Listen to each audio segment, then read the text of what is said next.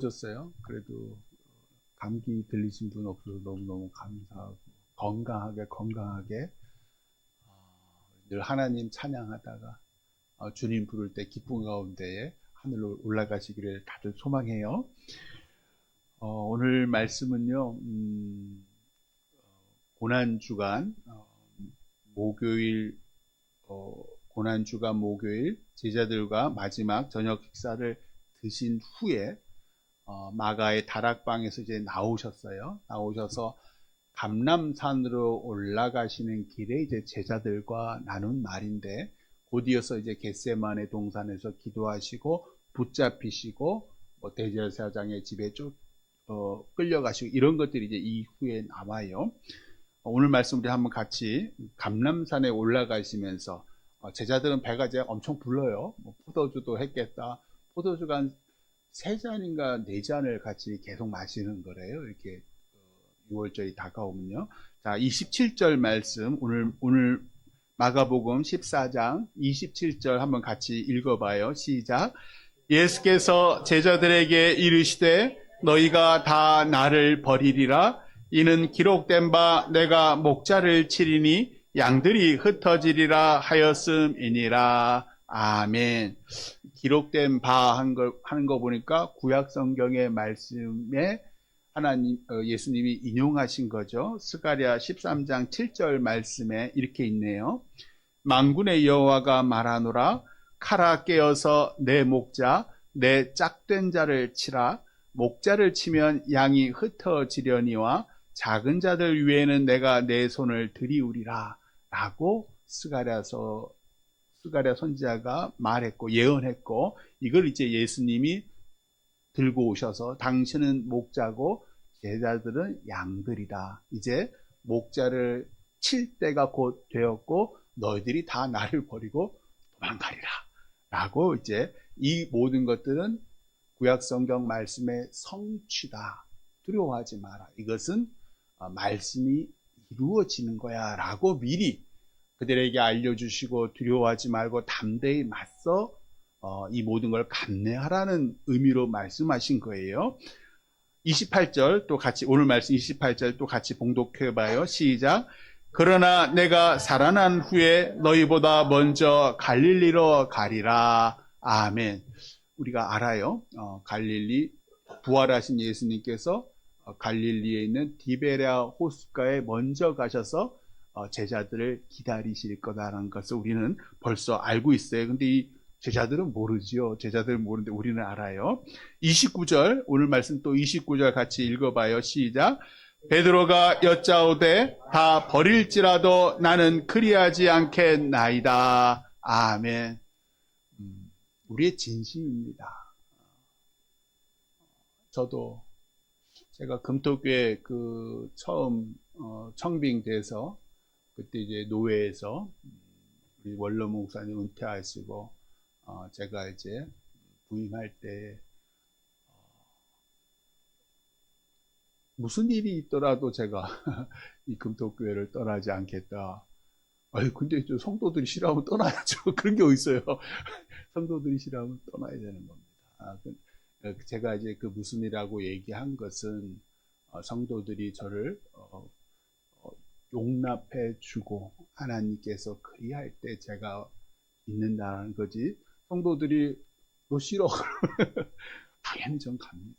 왜냐면 성도들이, 목자들이, 양들이 목자를 싫어하는데 무자겠어요. 제가 이제 만약에 목자라 그러면 근데 참 우리의 결심은요 아주 연약합니다.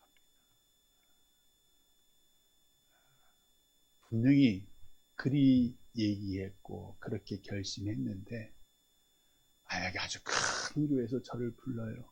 그럼 제가 어찌할까요? 참 우리의 결심이라는 게 얼마나 허망한지. 저는 부를 일도 없지만 갈 일도 없을 것 같습니다. 걱정하지 마세요. 자, 30절 같이 봉독해봐요. 시작. 예수께서 이르시되 내가 진실로 내게 이르노니 오늘 이 밤 닭이 2번 울기 전에 내가 3번 나를 부인하리라. 아멘. 참 우리의 진심을 왜 이렇게 몰라주시는지. 근데 참 예수님이 이게 다 보이시는 거예요. 다 보이셔야 하니까 우리의 이 허망한 의지, 결단이 얼마나 연약한지가 이게 다 보이시는 거예요. 그래서 구체적으로, 아주 구체적으로 곧 몇 시간 후에 이런 일이 있을 거라는 걸 벌써 이미 알려주셔요. 왜 알려주셔요? 버텨내라. 이 모든 일이 이루어질 테니까 그래도 네가 나를 향한 그 사랑, 그 붙잡는 손길을 떼지 마라 라는 의미세요. 31절 같이 또 봉독해봐요. 시작. 베드로가 힘있게 말하되 내가 주와 함께 죽을지언정 주를 부인하지 않겠나이다 하고 모든 제자도 이와 같이 말하니라. 아멘. 그러면 주님과 함께 다 같이 죽어야 되는데 안 죽었죠. 베드로만 하는 얘기가 아니고 다른 제자들도 저희도 그럴 거예요 라고 얘기하더라. 이게 이제 오늘 말씀입니다. 이게 다 진심입니다. 베드로도 다른 제자들의 진심이에요. 주님을 정말로 좋아하고 사랑하고 존경하고 따르라고 하는데 오늘 말씀이 있고 이제 겟세마네 동산에서 기도하시고 그 기도하고 말씀이 끝나자마자 대제사장과 서기관들과 장로들이 보낸 무리 아마 사병이지 않을까 싶은데 이 사람들이 검과 그러니까 칼과 몽치 이런 몽치를 들고 예수님을 붙잡습니다. 그러자 모두 예수님을 버리고 도망가요. 베드로가 칼을 확 휘둘렀잖아요. 그래서 그 대제사장의 종 말고의 오른쪽 귀를 딱 떨어뜨리기까지 했어요. 그러면 예상한 거죠. 내가 이렇게 충성스럽게 예수님을 보호하고 지키려고 하면 예수님께서 당신의 그 엄청난 능력으로 저 한 줌도 안 되는 무리를 다 쫓아버리실 거야 라고 아마 기대했을 것 같아요. 그런데 예수님이 어떻게 하셨어요? 말고의 그 오른쪽 귀를 떨어진 그 귀를 붙여서 순순히 체포당하셔요. 베드로와 다른 제자들 힘에는 힘으로 저들은 세상에 힘이 있지만 우리는 하나님의 힘이 있으니까 당연히 이길 거야. 근데 예수님은 힘의 힘으로 맞서지 않는 거예요. 사랑하시고 품으셔요. 다른 방향으로. 그러니까 자기들이 생각하는 것과 다른 방향으로 흘러가는 거예요. 그러니까 아이고 얼음아 날 살려라. 뭐가 잘못됐다. 이게 아닌데. 그러면서 분명히 얘기했잖아요. 그리스도시여 살아계신 하나님의 아들이시라고. 그런데 그분을 내버려 두고 다 자기 살 길 찾아 도망가더라. 아주 옛날 사울이 이스라엘의 첫 번째 왕일 때에 모든 이스라엘 군사들이 벌벌 떨 때가 있었잖아요. 블레셋 이방 족속의 거인 장수 골리앗이 다 위용을 드러내면서 나랑 맞붙자라고 할 때 다 벌벌벌 떨었어요. 그런데 형들에게 도시락을 주려고 전해주려고 전쟁터에 왔던 어린 다윗이 만군의 주 여호와 하나님의 이름으로 이 거인 골리앗과 맞서 싸우잖아요. 칼이나 창, 그런 활로 이긴 게 아니라 그냥 자신이 늘 사자와 늑대를 쫓아낼 때 썼던 그 물맷돌, 붕부, 돌멩이죠. 조약돌 같은 돌멩이로 골리앗의 이 이마, 정수리를 탁 맞춰서 쓰러뜨려요. 이거는 다윗의 사냥 실력일까요? 아니면 하나님의 능력일까요? 분명히 사울 왕을 비롯해서 이스라엘 모든 백성들, 군사들을 포함해서 다 하나님을 믿어요. 자기들이 원해서 왕을 원했고 하나님께서 왕을 세우신 거 다 알아요. 제비뽑기로 해서 사울이 뽑힌 것도 다 알아요. 그런데도 왜 이 하나님을 믿는 이스라엘의 군사들은 눈에 보이는 거인 골리앗의 위용에 벌벌 떨었을까? 근데 저 어린 다윗은 어떻게 담대히 맞서 싸웠을까? 싸워서 이겼을까? 도대체 무슨 차이가 있는 걸까? 오늘 말씀이 있기 이틀 전인 화요일 날 예수님은 예루살렘 성전에서 헌금하는 사람들을 앉아서 유심히 보셔요. 부자들은 그 부유한 중에 많은 돈을 헌금을 합니다. 그런데 한 가난한 과부는 2렙돈, 오늘날로 치면은 2,000원, 그러니까 1,000원짜리 1,000원짜리 2,000원, 2,000원 정도를 넣어요. 그녀는 헌금할 때마다 참 부끄럽고 죄송한 마음이에요. 왜? 이 적은 돈이 하나님께 무슨 의미가 있을까? 늘 죄스러워요. 나도 좀 크게 하고 싶은데 없어요. 안 그래도 오늘뿐이 아니군요. 종종 한 권사님이 늘 저한테 와서 머리를 조아리면서 목사님 죄송해요. 제가 헌금도 너무 적게 드리고 제가 기도 생활도 열심히 하지 않고 너무 죄송해요. 한 일주일에 한두 번은 꼭 그렇게 얘기를 하셔요, 저한테.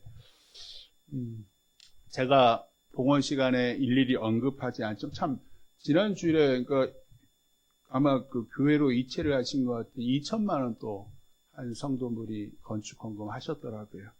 사실은 이제 그 얘기하지 않아도 뭐 청년들도 그렇고 몇백만 원씩, 몇십만 원씩 건축 헌금 하시는 분들이 있어요. 제가 이름을 얘기를 안 해요.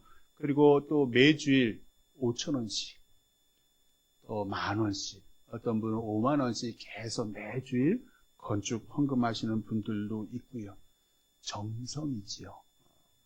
주님의 몸된 우리 금토교회가 아름답게 잘 건축되기를 소망하는 그 마음들이 그렇게 드러나는 거지요. 예수님께서 제자들을 불러서 그 헌금하는 걸 보고 계시다가 예수님께서 제자들을 불러 이렇게 말씀하세요.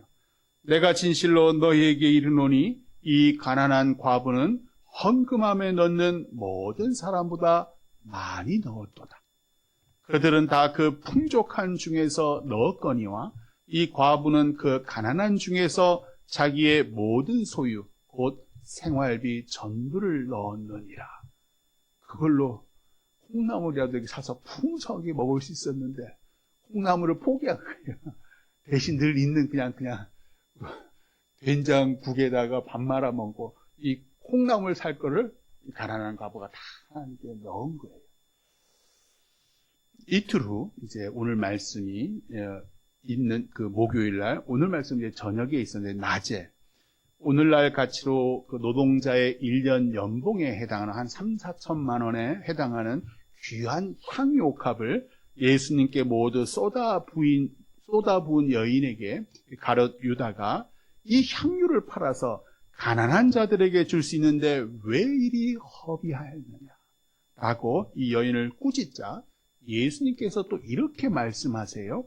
그녀는 힘을 다하여 내 몸에 향유를 부어 내 장례를 미리 준비하였느니라. 내가 진실로 너희에게 이르노니 온 천하 어디서든지 복음이 전파되는 곳에는 이 여자가 행한 일도 말하여 그녀를 기억하리라.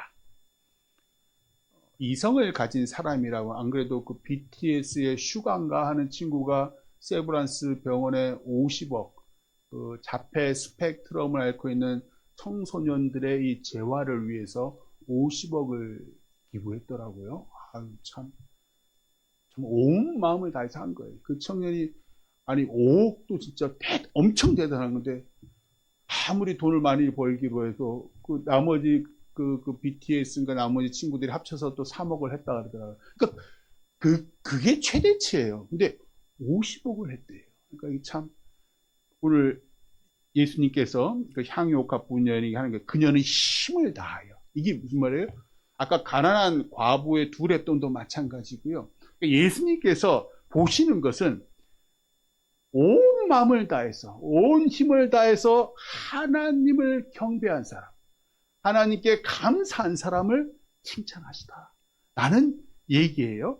궁금한 게 있어요. 늘 이런 일이 있으면 늘 궁금한 게 있잖아요. 그러면 그 2렙돈을 헌금한 그 가난한 과부가 나중에 부자가 됐나요?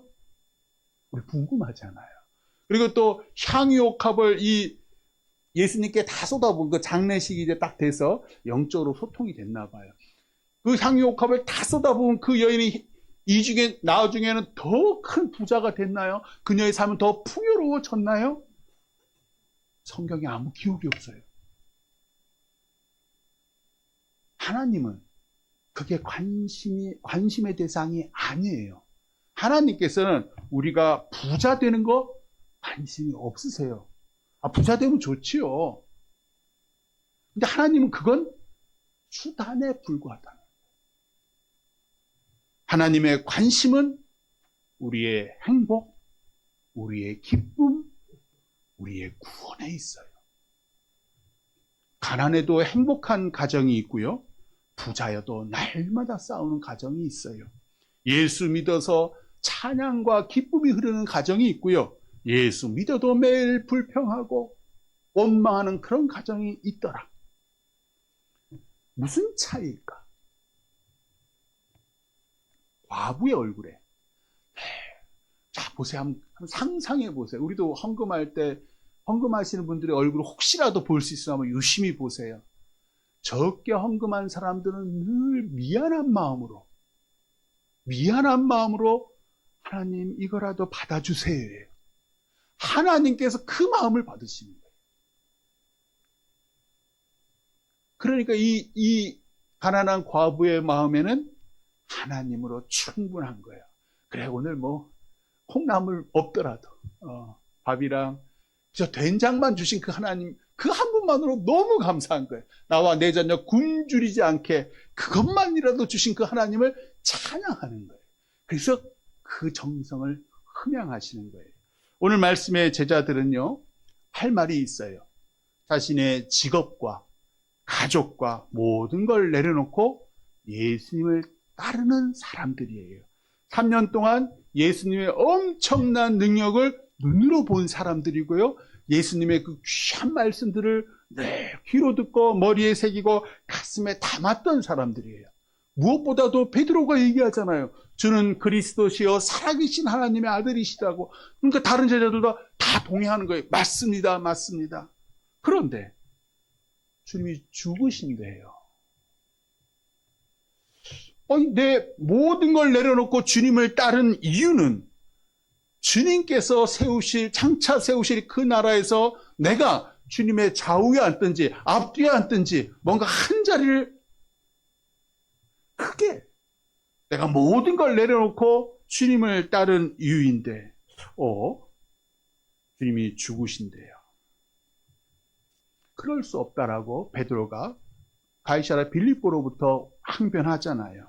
오늘 말씀에서도 주님은 당신을 목자라고, 너희는 양들이라고, 목자를 곧 칠 것이고 너희가 흩어져서 나를 버릴 거야 라고 말씀을 해요.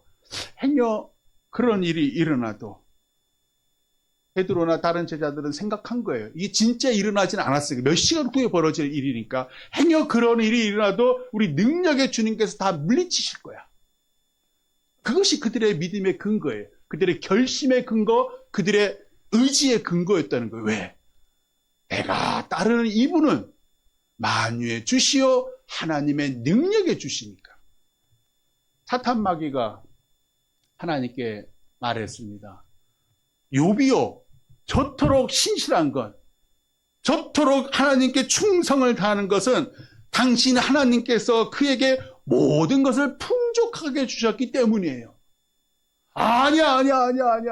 걔는 아무것도 없어도 나를 신실하게 섬기래야. 한번 시험해 보실래요? 그래. 대제사장들과 서기관들과 장로들이 보낸 무리가 칼과 몽치를 들고 와서 예수님을 붙잡아요. 주님이 아무 저항 없이 심지어 말고의 그 떨어진 귀를 붙여주시면서 순순히 체포되셔요. 정말로 그 일이 주님이 이전에 말씀하시던 고난과 죽음이 눈앞에 온 거예요. 그 제자들이 눈으로 봅니다. 그러자 깨닫는 거예요. 진짜네.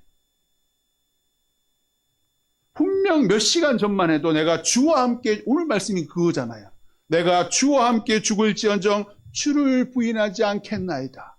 베드로뿐만 아니라 다른 제자들도 다 동의를 한 거예요. 우리는 그러겠습니다. 그런데 이 결심, 이 결단, 이 충성심은 다 온데간데 없고 다 도망가 버리는 거예요. 마귀가 하나님께 그랬잖아요. 저들이 재물과 권세와 건강 때문에 하나님을 믿는 거지, 그런 거 없으면 다 하나님을 떠날 겁니다. 버릴 겁니다.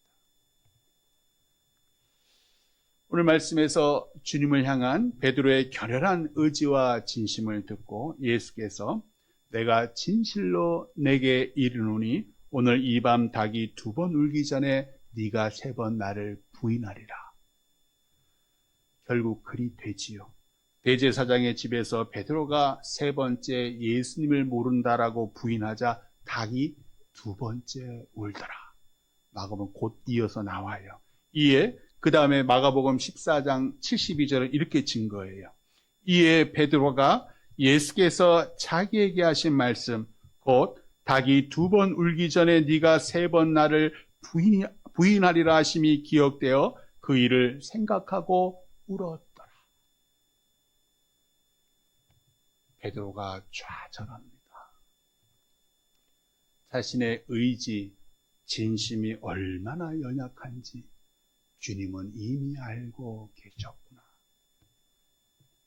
하나님을 향한 믿음의 근거가 내게 재물을 주시고 건강 주시고 세상 명성을 주신 데 있다면, 그런 것이 사라질 때, 그런 것이 없을 때 우리는 주님을 부인합니다. 저 보세요. 이단 사이비에 가신 분들 대부분 이래요.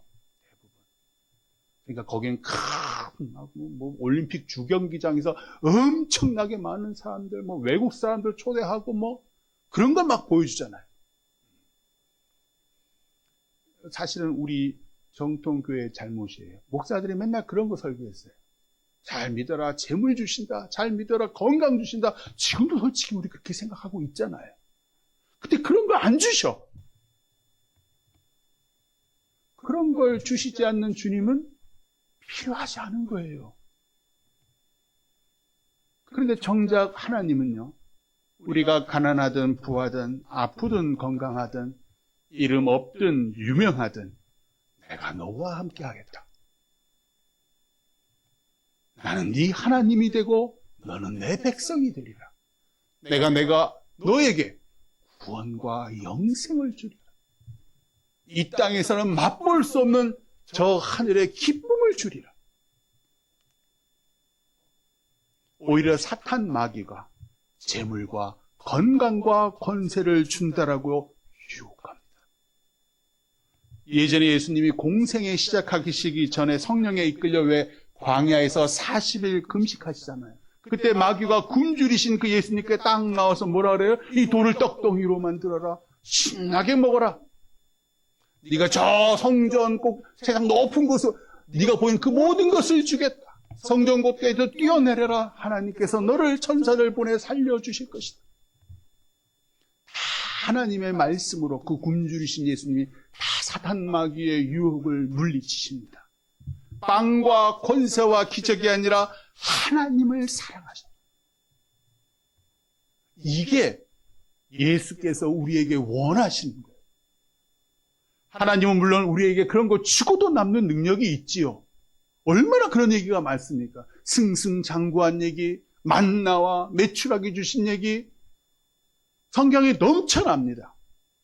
그래서 우리가 기도하고 또 기도하고 때로 금식 기도하잖아요. 그런데 하나님이 응답하시지 않는 거예요.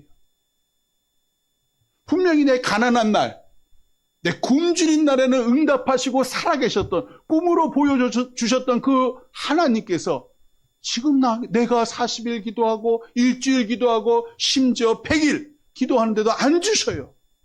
왜 그러지?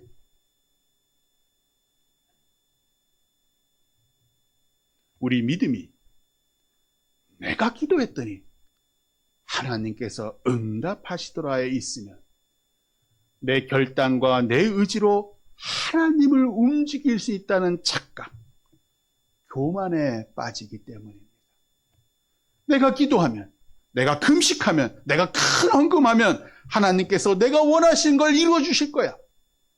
뭐가 문제지요? 자기 의로 충만합니다. 하나님을 향한 믿음이 내 결단과 내 의지의 근거예요. 하나님을 향한 믿음이 내 헌신과 내 기도와 내 의지에 있으면 이게 죄입니다. 바리새인의 죄가 이 죄였어요.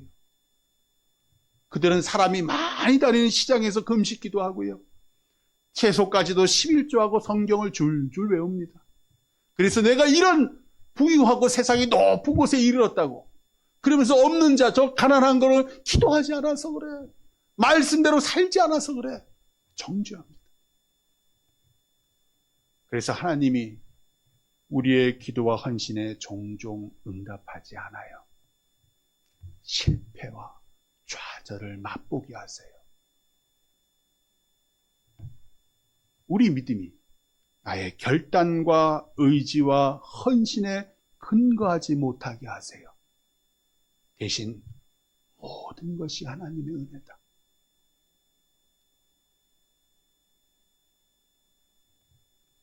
내가 죄악되고 부족하나 주님의 은혜로 이런 복을 받아 누린다.